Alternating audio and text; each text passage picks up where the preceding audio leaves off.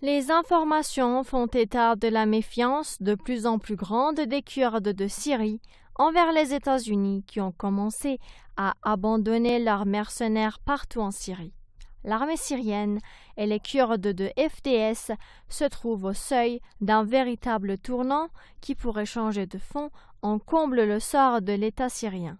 En effet, les impacts de ce qui est qualifié de coordination de plus en plus renforcée entre l'armée syrienne et les Kurdes de Syrie pourraient se faire sentir à la fois sur le plan militaire et en termes politiques.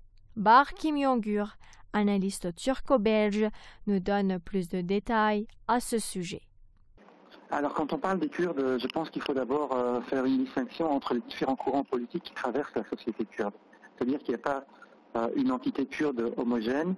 Quand on parle des Kurdes syriens, c'est essentiellement les forces appelées YPG, qui sont la branche armée du PYD, elle-même très forte, proche, formation politique très proche du PKK, c'est-à-dire du Parti des travailleurs du Kurdistan, faisant partie du Kurdistan turc. Et donc, quand on parle des Kurdes de Syrie, on peut les désigner par, je dirais, l'appellation socialiste, les socialistes kurdes. C'est plutôt dans cette optique-là qu'ils combattent. Et donc, ils sont à distinguer, par exemple, du Parti kurde démocratique du nord de l'Irak, en tout cas qui règne sur la région autonome du Kurdistan avec pour capitale Erbil. Et eux qui sont plutôt de sensibilité, je dirais, à la fois libérale et féodale, parce que le système tribal est très fort dans la société kurde du nord de l'Irak. Donc j'insiste sur cette distinction parce que il n'y a pas d'entité kurde homogène, et souvent quand on parle de Kurdes, on n'utilise pas les termes les plus adéquats. Il faut aussi savoir qu'il y a beaucoup de Kurdes chez Daesh, et en Turquie, du côté turc par exemple, il existe un parti politique extrêmement conservateur, takfiriste, qui s'appelle Hüdapar, qui est lié à une organisation armée qui a été entraînée par l'armée turque qui s'appelle Hezbollah, qui n'a rien à voir avec le Hezbollah libanais. Donc tout ça pour dire que quand on parle des Kurdes syriens, il est important de préciser leur orientation politique, mais ça ne veut pas tout dire, parce que les Kurdes YPG sont alliés aux États-Unis, comme vous l'avez signalé. Alors maintenant, pour en venir à votre question, est-ce que les YPG se sentent trahis? Certainement qu'ils seront trahis, comme ils l'ont toujours été par les forces régionales et par les puissances internationales. Oui. Mais pour le moment, Washington n'a pas le luxe de trahir les forces kurdes YPG parce qu'ils sont alliés sur le terrain et que Raqqa n'a toujours pas été reprise. Dans un second temps, il est important quand même de rappeler que Washington a a installé plusieurs bases militaires, 7 à 8 bases militaires dans cette région du nord syrien que les Kurdes YPG appellent le Rojava. Et donc, pour l'heure, il ne peut pas être question d'une trahison. Le problème de Donald Trump, c'est de devoir composer avec deux alliés de poids sur le terrain, que sont le régime Erdogan et les forces de Saleh Muslim, c'est-à-dire le parti YD ou sa force armée, le YPG. Et donc, le choix final, de l'administration Trump sera celui certainement du pragmatisme, parce que Erdogan et son régime est un allié de poids dans la région, et au-delà du régime Erdogan, la Turquie a toujours été un pivot important dans le dispositif sécuritaire de l'Europe, a toujours été le poste avancé de l'Alliance Atlantique, et ce depuis la fin de la Seconde Guerre mondiale. Donc au final, oui, les Kurdes, malheureusement, les forces kurdes progressistes ou socialistes du nord syrien seront trahis par leurs alliés qui, pour le moment, les arment et leur donnent les coordinations nécessaires pour combattre contre Daesh. Mais à votre avis, les Kurdes s'apprêtent-ils à s'affranchir de la tutelle US?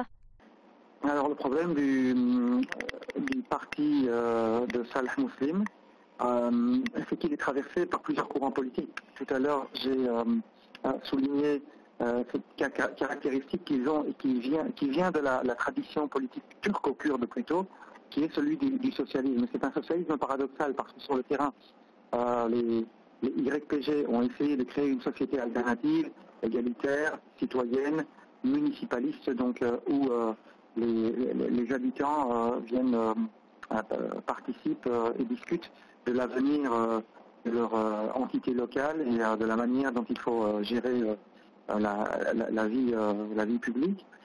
Mais en même temps, ils sont aidés par le centre mondial du capitalisme international que sont les États-Unis.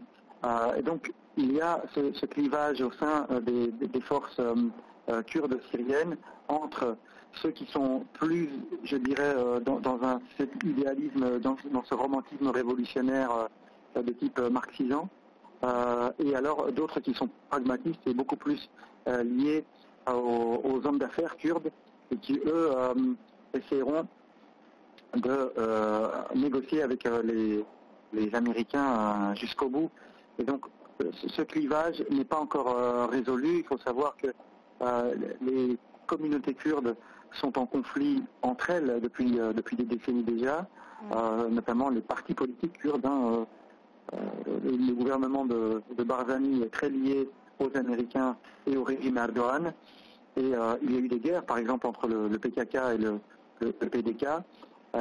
Donc en interne, on imagine bien qu'il puisse y avoir de nombreuses discussions sur la voie à suivre. Et le problème historique, je dirais, de la cause nationale kurde, c'est qu'elle a souvent été victime de ces alliances. Les uns ont été soutenus par Damas, les autres par Téhéran, les troisièmes par Bagdad. À l'époque soviétique, il y a eu un soutien soviétique important à l'époque de la République de Mahabad. Certains, oui, sont liés à Ankara. Donc, la cause kurde n'est pas homogène et on peut imaginer que ce qui existe entre les conflits interkurdes soit aussi au niveau interne, c'est-à-dire intra-kurde, c'est-à-dire dans les mêmes formations politiques. Et donc pour l'heure, il est très difficile de dire si Saleh Muslim va complètement se ranger du côté américain ou va plutôt essayer de développer sa propre vision autonomiste kurde, indépendamment des agendas extérieurs. Encore une fois, il est difficile de prévoir les choses parce que les alliances sont très précaires et souvent inattendues. Saleh Muslim, par exemple, a récemment vanté les mérites de la démocratie saoudienne. On se demande pourquoi, mais on imagine bien qu'il y a des intérêts financiers là derrière. Saleh Muslim a applaudi les bombardements américains, notamment contre une base militaire syrienne du côté de Homs, après l'attaque chimique de Khan Sheikhoun. Et donc, voilà, il y a souvent cette tendance à vouloir séduire ses partenaires ou ses sponsors, et parfois ça se retourne contre les dirigeants kurdes. Donc pour le moment, il est très difficile de savoir ce que ça peut impliquer. Pour le moment, il y a une volonté de la part des Américains et des Russes d'aider chacun à son tour et chacun de son côté les forces kurdes parce que c'est parmi les plus efficaces avec l'armée syrienne et le Hezbollah dans la guerre contre Daesh. Mais on n'en est pas encore au règlement de compte. Pour le moment, on en est toujours à l'offensive pour libérer le territoire syrien de la présence takfiri et de la présence de Daesh.